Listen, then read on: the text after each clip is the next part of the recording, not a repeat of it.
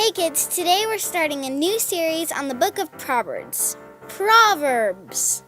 It's in the Old Testament and it was written thousands of years ago. But you know what? It's still helping people with their lives, even kids. The Book of Proverbs comes from Solomon. Have you ever heard that name before?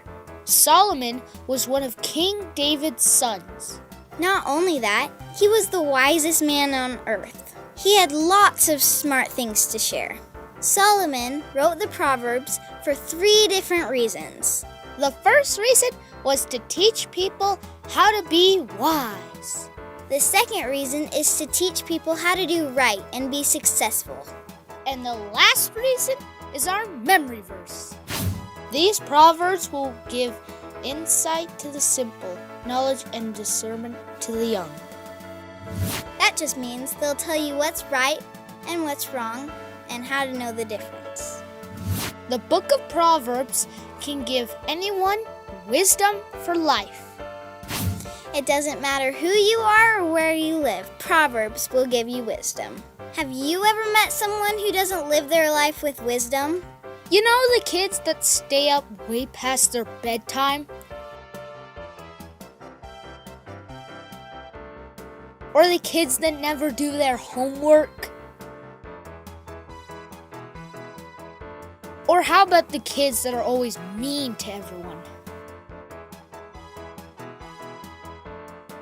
Or maybe you're one of those kids, but if you are, there's good news. Proverbs can help you live wisely. Anyone who knows Jesus can actually live the Proverbs. Wisdom is great, but those who know Jesus really benefit. Do you know why? Because they're the ones who can really obey the Proverbs. It's one thing to know it's right, but it's another thing to actually do it. See, Jesus never sinned in his life, and he gives us an example to follow. And on top of that, Christian kids have another thing that helps us too. The Holy Spirit!